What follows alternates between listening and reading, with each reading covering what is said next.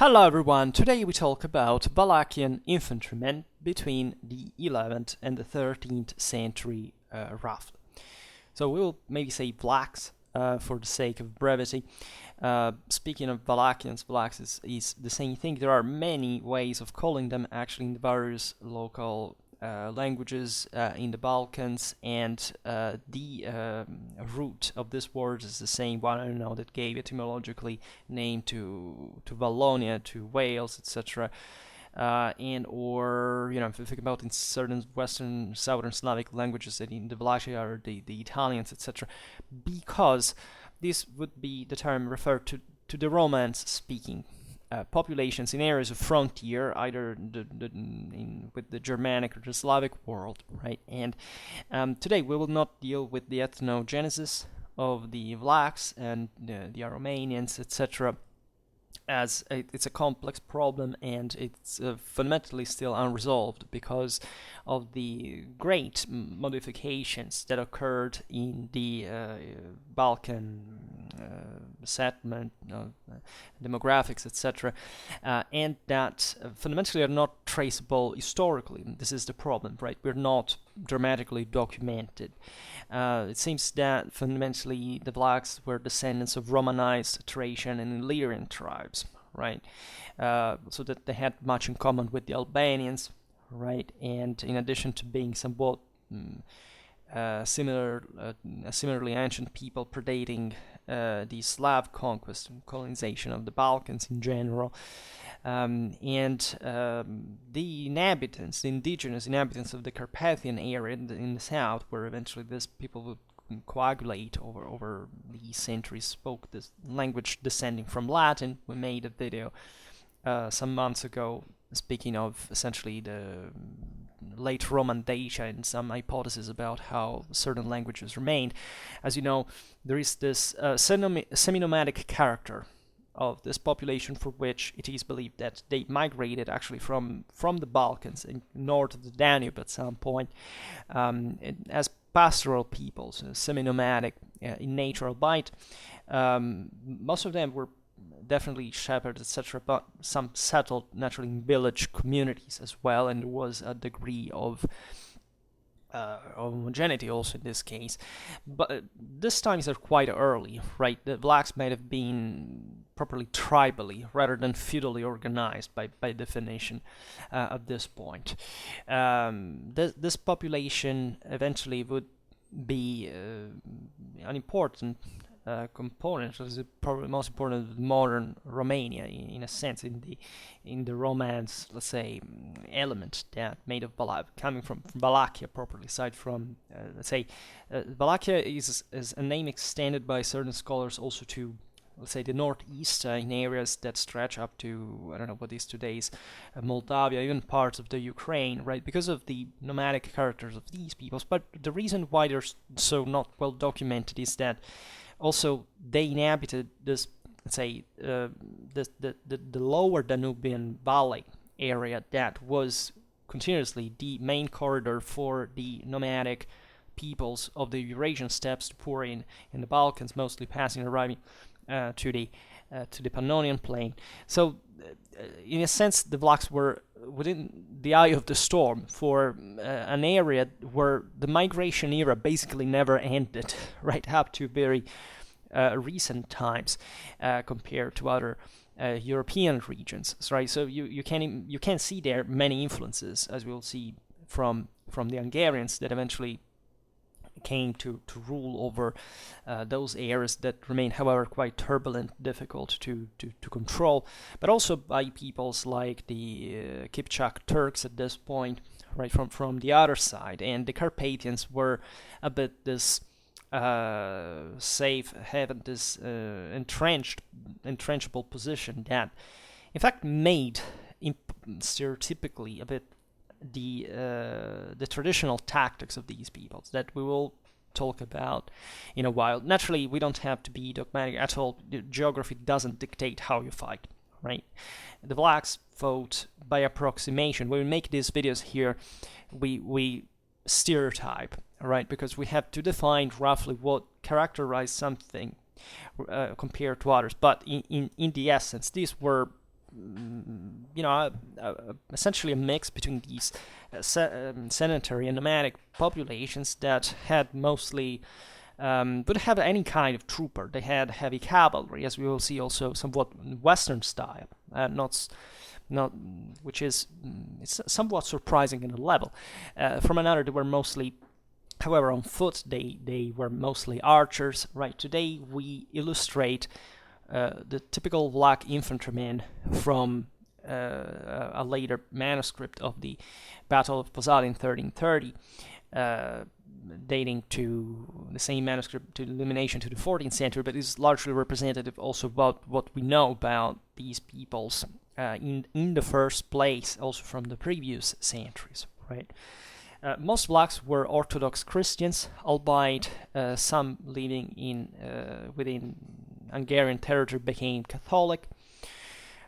So there is naturally a development of Vlach society led by aristocracy that developed out by itself the old tribal system, right? But in areas like Transylvania, so in the inner side, let's say, of the Carpathians, this power was steadily eroded by a Hungarian pressure, right? It had been ever since the Magyars had settled there, etc. As you understand, this is typical of many areas of the Balkans. There are these somewhat highlands of populations that manage to remain fundamentally, in fact, isolated from other major dominations, because they simply entrench themselves. They go up the mountains. Think about the Serbs. Think about think about in Montenegro, all these, even under the Ottoman conquest, etc. There were areas that were garrisoned in the most civilized centers, these towns, the main roads, etc. But there were communities living out there in the wild or in the highlands, and were quite difficult to. I mean, there was properly no interest, maybe in controlling them, because they didn't have dramatic assets to steal from them, but they would always resort to this guerrilla that is Southern Europe. It's very difficult to say what's the worst ground for any army between Spain, Italy, and the Balkans, but the Balkans may be some of the fiercest areas properly, also because of the quality of life of these peoples that are comparatively still, as we've seen, still primitive, still more warlike by vocation, and especially they are used differently from other areas of Europe to this constant waves and over again of invaders, right? And they have mostly to defend themselves from and survive in the process. So there are probably certain tactics, certain let's say certain typical traits of these people's warfare that we'll still have to discuss, while we were beginning by chance just now to talk more about the Balkans, but there is really a lot to say about that, stem from such considerations. So in spite of the difficulties, these peoples,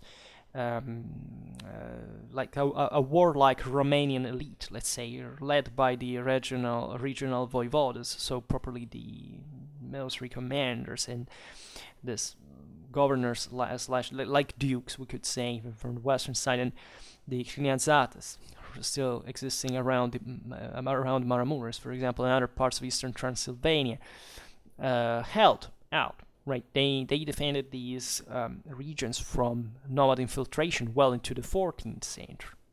Right. Regarding to their warfare, so today I'm providing a large introduction, but we'll have to make another video speaking properly of their armies, organizations, and tactics. Here I'm just giving let's say, a touch of color to the thing. There are many interpretations, as you understand, connected to the ethnic origins of these people. Some, you see, the Vlachs were also not properly compactly settled in a concentrated area, right? In this century, there is the passage from, let's say, to the right, to the western bank of the Danube. That is this main important change. We don't clearly understand where it was normally transhumance in many regions of Europe was normality. There were large amounts of people that moved from the highlands to the lowlands for season or for the cattle, the seasonal cycle, etc. So we don't understand whether this nomadism was something like properly them changing location or having always lived there. So it's very foggy, let's say, across the two areas, and however concentrating for some cultural reasons that are even more difficult to track, right, as properly the Vlachs, etc. But while they inhabited these areas in present-day Romania, we find them also in parts of Greece, of Bosnia, right, and some say that this apparently pre-Slavic substratum from which they would have emerged, but I'm personally quite skeptical about this. These are terribly, every time I make videos on this topic, there is probably the greatest wave of, let's say, of perturbance related to all the various, those peoples had the origin that they had, and this is especially, we even invented the term Balkanization to define the extremely fragmented, and up to a certain point, by the way, but still way more complicated identity picture of this era, where really lots of different communities by ethnicity, religion, language, etc. have always lived, right? So it's a hot topic, and the relative the historiographies of the relative countries are still developing, and let's say still have a lot to say evidently about the thing. So let's historians do their job for these areas. But I believe that it doesn't quite make an extraordinary amount of sense, right? The Slavicization of the Balkans is an important process that occurred, that is being countered in a sense because it belonged to an historiographical interpretation that stemmed from the communist, specifically Stalinist historiography that wanted to say basically the Slavs were these massive popular force that invested and was relatively peaceful, that didn't have was a largely kind of egalitarian type that swarmed in this inhabited areas and eventually Slavicized them. The thing is dramatically more complex than this. It's just that we are radically documented on this, and most of the info we have is either late or also quite vague in nature.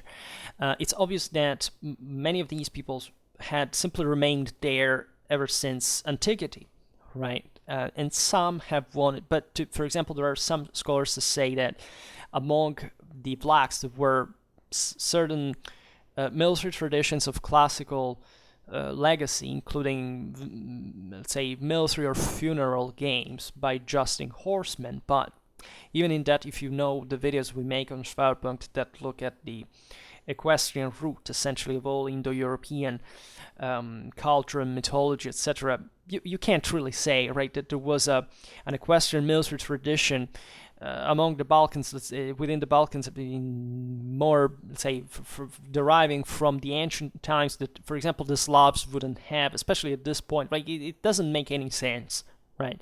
So it's just probably wanting to see things that are not there. And these peoples were particularly blended, especially at this point, in together. Right? Not that you couldn't distinguish them, but the way they had distinguished themselves over time was still the product of blending. Right, and it's obvious that different areas would have different identities and languages and so on. But the way all these processes happen is most of the times matter of speculation. Right, we know enough to draw an approximate picture that is historically reliable, but we also have to get over the fact that we can't not know, because simply there are not sources, or the ones that are insufficient in a sense. Now, one thing that is true relatively to specifically Roman influence is that surely the Vlachs had fallen historically throughout all this time before the disintegration of the Byzantine Empire in 1204. In fact, within imperial lands, right? So a bit on the frontier, as you know, the Danube was left a bit like a wilder area between the Avars, the Magyars, the Hungarians, throughout all these centuries, and the Byzantine Empire, and whoever ruled from Romania, let's say, better, not Romania, the modern country. And one characteristic of the Vlachs is specifically that they served, as many other nomads of the Balkan Mountains, as auxiliaries, right, in many armies, right, not just the Byzantine one, but definitely the imperial army was the most important military around, and this is not to be overlooked as properly the civilizational influence that it had on these peoples in their ways of fighting, right? And as always, the main problem was also the difference that roughly made having a more or less stratified society. Cavalry was the most important arm at this point in the area. Maybe not so much as in Western Europe as it was properly in Western Europe narrowly meant, where we properly at some point heavy cavalry dominates, but there are different political and social areas, there are different territories, right? The Balkans arguably always maintained paradoxically a greater equestrian culture in terms of spread, properly, of individual forces. That is to say, there were many more horsemen in these areas than in the West, but they were also on average lighter, right? And because the local societies were less feudal, or less properly stratified, hierarchized in nature than in the West, or at least it meant that, in spite there were exceptions. Think about the very powerful Hungarian magnates that dominated literally from the top of their still kind of steppe influenced eventually feudalism, as they had, however, taken from Western Europe themselves.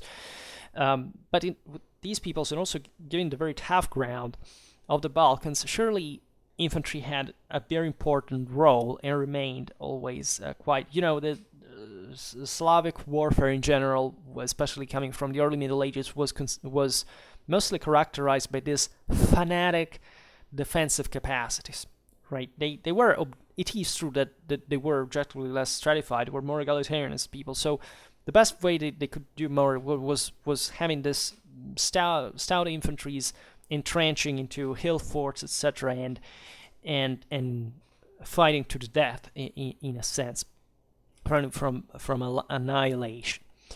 But this presence in Byzantine armies is definitely very fascinating. The emergence of Vlach's principalities in what was later to become Romania began roughly around the 13th century.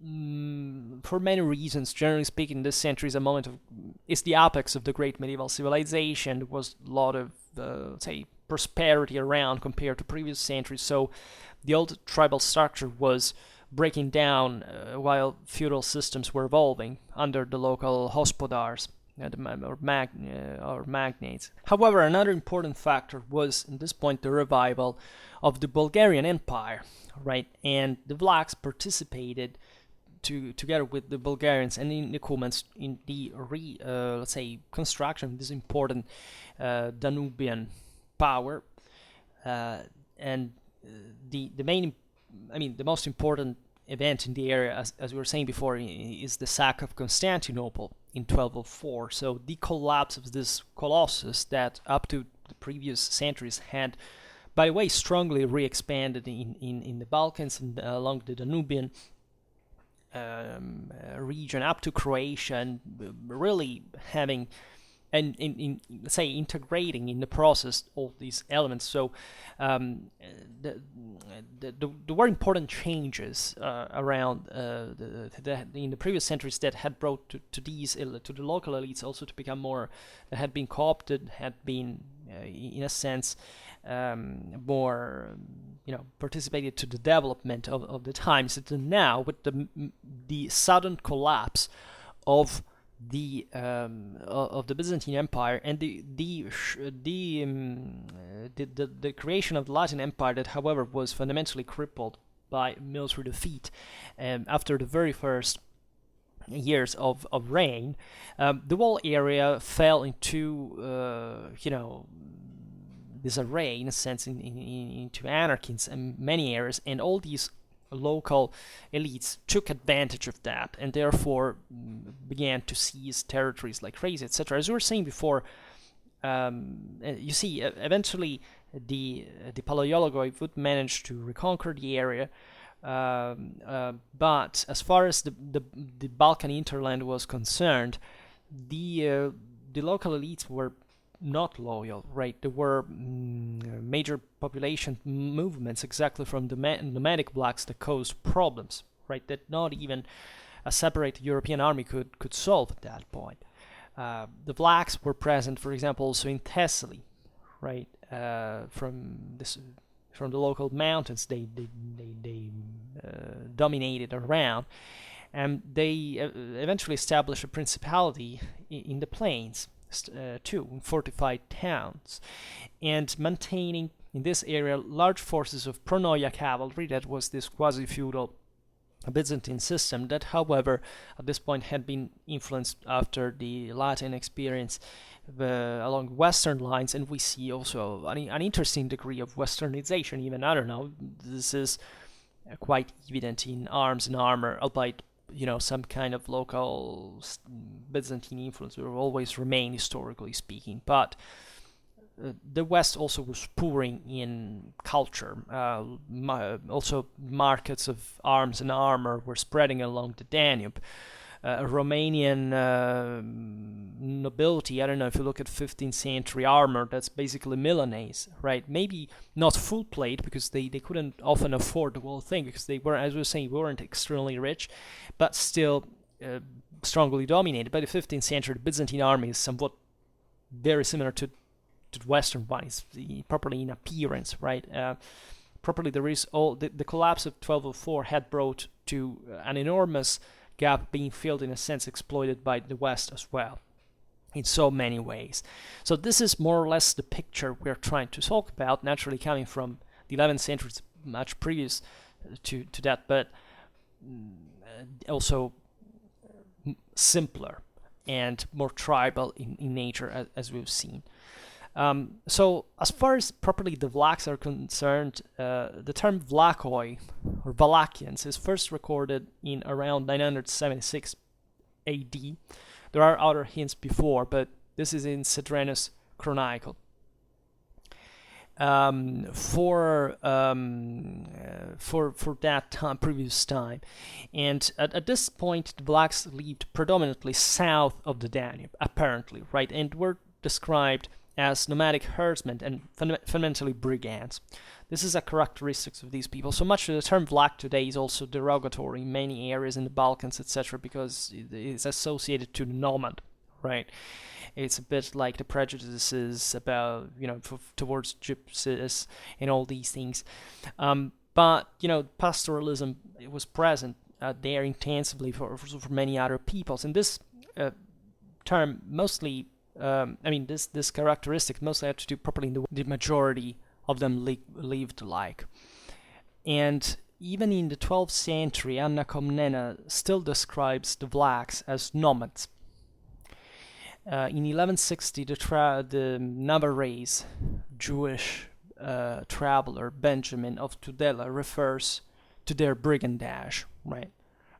This is a characteristic that, for example, crusaders had found along the Danubian route to the Near East, among other peoples. Like the Bulgarians weren't thought to be, particularly more tender, or there were still lots of, even if you look at Hungary in itself, there were vast areas where, many people, right, aside from the big centers, from the most developed areas from the elites, where wealth was concentrated, still lived in this kind of pastoral fashion. There was plenty of brigands as a normal Western scenario, but even in here, where the in this frontier area where centers of power were a bit more distant, and when all these raiders from the steppes habitually also arrived and harassed. So that's why it's also difficult to say who's who here.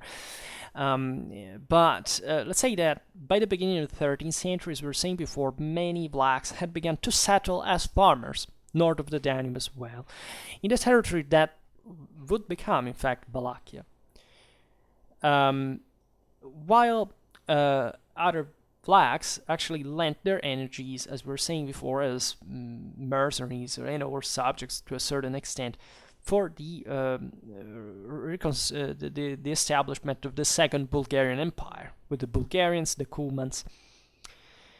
And think about all the different, let's say, peoples to which they were exposed, like the Hungarians, the Turkic peoples, the Bulgarians, and the Byzantines, more in general, Slavic populations around, like the Serbs, and so on. So think about the even blending of experiences, of knowledge or expertise, and as they were in mostly for loot, but they were, as we've seen, resilient, tough mountaineers, people that could definitely hold their ground, were ferocious, surely disloyal, but somewhat also effective troops that could be employed also in the most dangerous situations and so on. The illustrations I've inserted here, you see all these guys throwing rocks down on they basically refer to the aforementioned 14th century depiction of the Battle of Posada of 1330. Here, basically, an Hungarian army was ambushed by the Wallachians in a mountain pass and subjected to a hail of stones and arrows from above. In the Balkans, as you know, this had happened somewhat. Even Byzantine armies had fallen historically in ambushes, and in fact, one was at the hands of the Vlachs themselves that employed the aforementioned tactics against the army of Emperor XI-XIII Angelus, that was similarly defeated in a narrow pass in 1191, with the Vlachs again here throwing stones down on imperial troops, and however also simultaneously attacking from ground level and inflicting important losses to the Romans. Ambushes, guerrilla, these are all typical tactics of mountaineer peoples. In the last Kampfkriege videos, we were incidentally talking about mountain warfare in itself. We're seeing how, the most important thing hardly ever happening there. But the problem is that for strategic needs you have to pass through mountains sometimes, and that's always quite risky. Already, the Balkans in general were, I think, no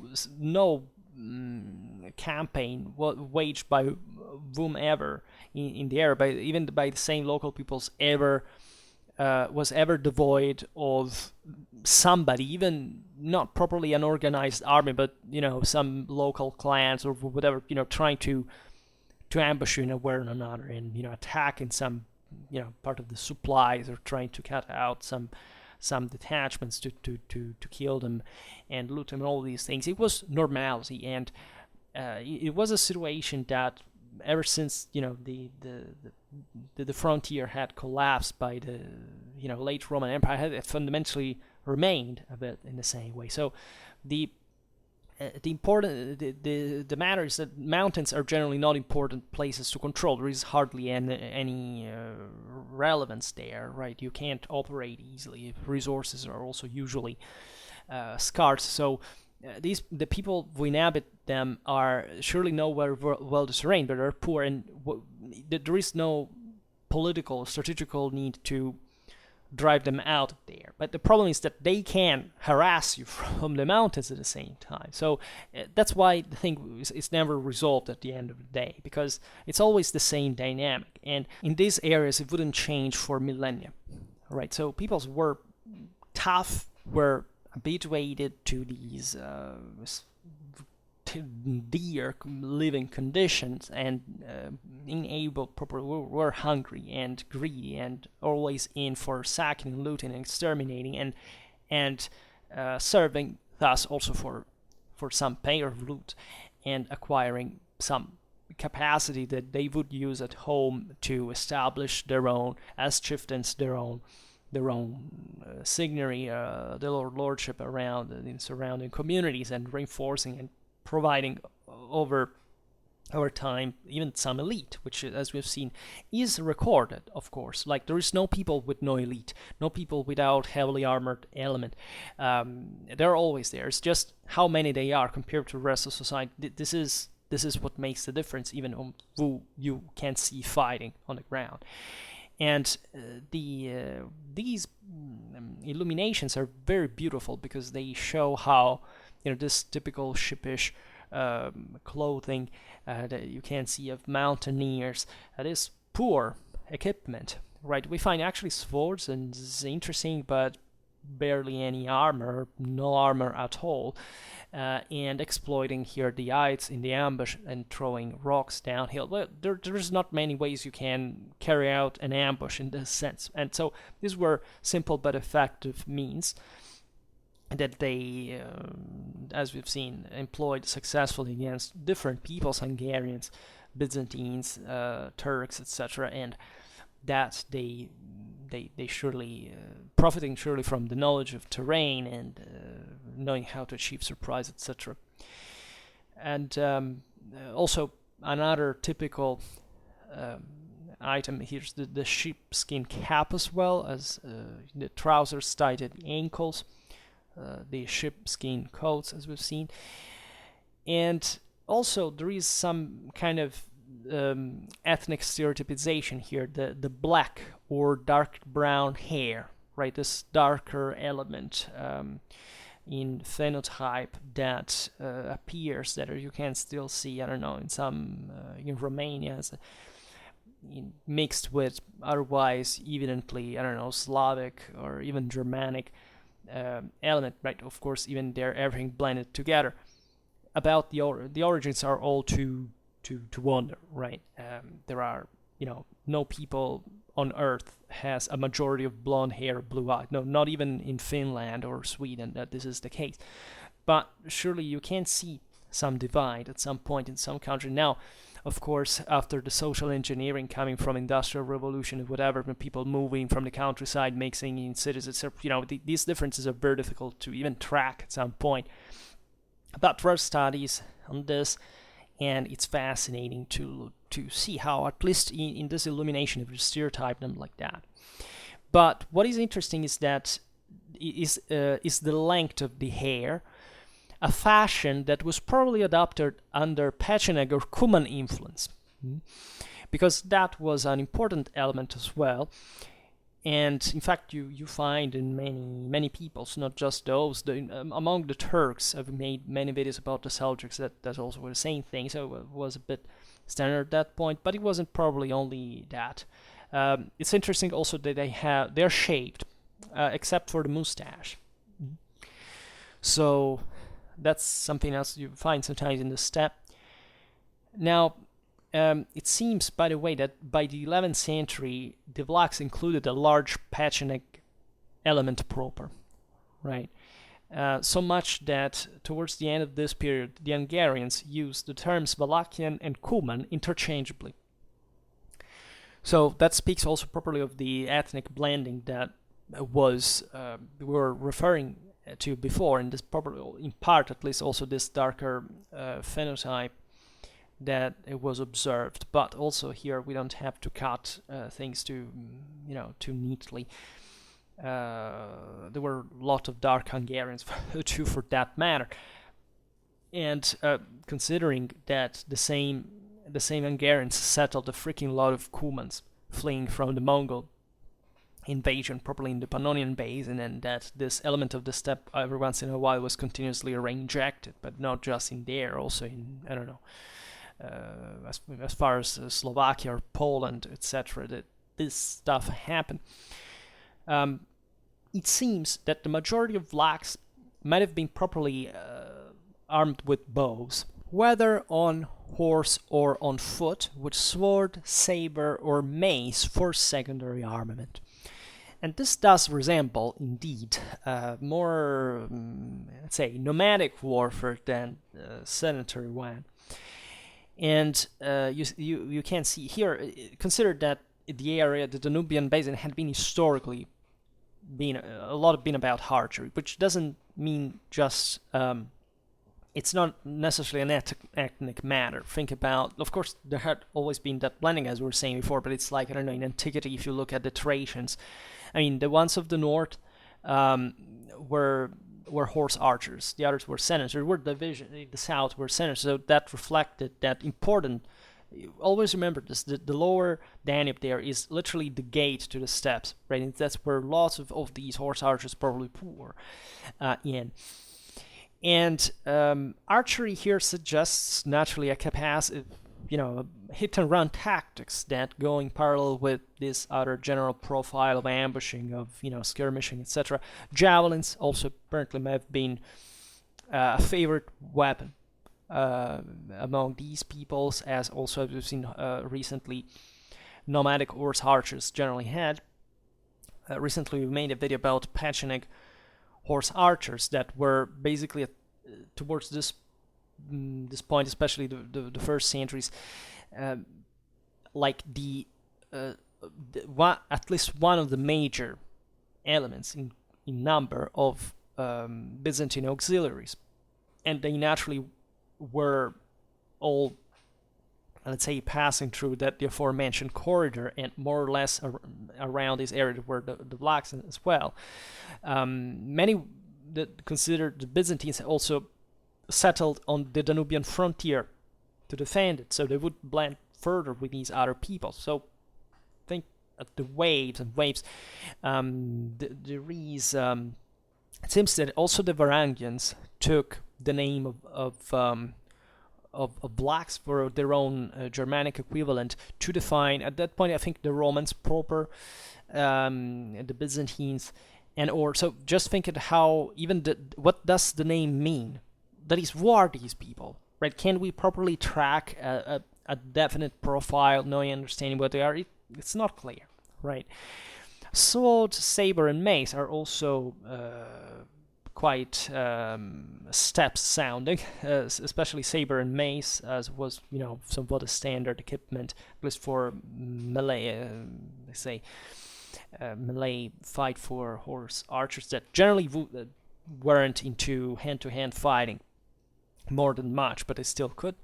Swords are an interesting element here, because there were naturally lots of local types. There were also certain types of helmets that pertain all to the areas.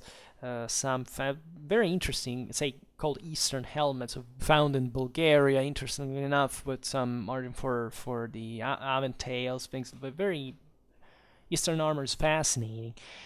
But we have a find that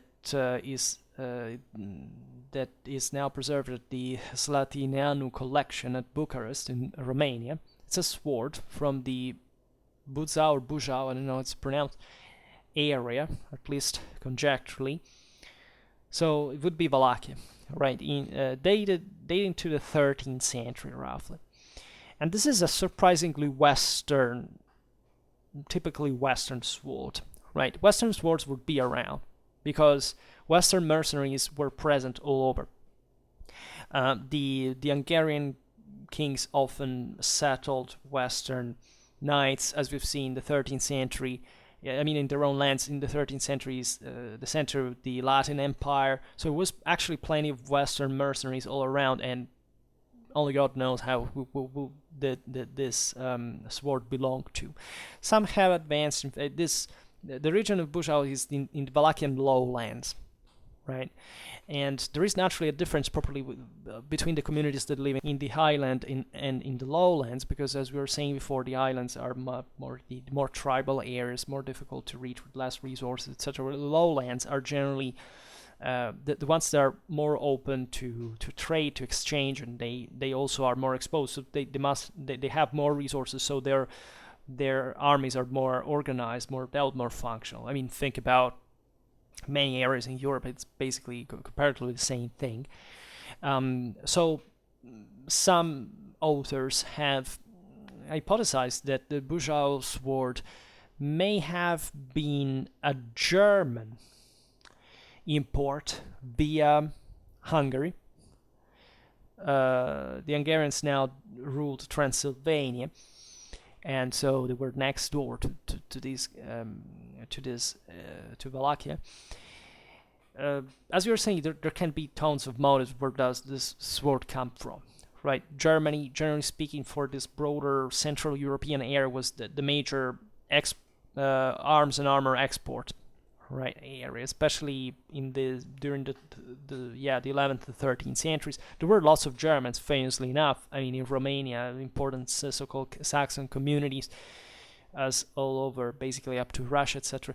And they were connected also in trade, etc. There were, there have been the Hospitaliers. Even the Teutonic Order started from Romania in Europe.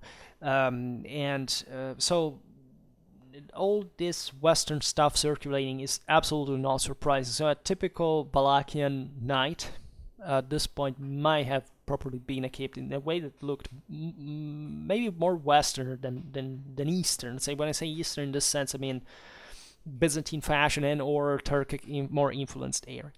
However, it's likely that the majority, let's say, the broader style was somewhat still Eastern in look. Because if you look even at Hungary, that was definitely a westernized country at that point. By they had accepted the Roman Catholicism, Frankish feudalism, but in outlook, especially in general, the fascias of a typical knight was somewhat more Eastern than what you see at Western European. And this doesn't mean, especially elite was fully westernized in appearance. If you look at the seals of knights, etc., it's the same identical thing you see all over Western Europe. But we know that is also a way of representing, of portraying, is that the average people might have been more easily influenced at some levels, and especially in these more eastern areas, even more by Constantinople. And there is a lot of that, because Hungary was not properly, was westernized, but it barely fits the West until the 14th century in a truer sense. We made videos about this topic, meaning that it was kind of an empire on its own, right, between the Byzantine and Germanic one, and it had its own great center of power, also its own traditions, its own ethnic aristocracy that, in an anti-monarchic sense, wanted instead to display more ethnic, more autochthonous look.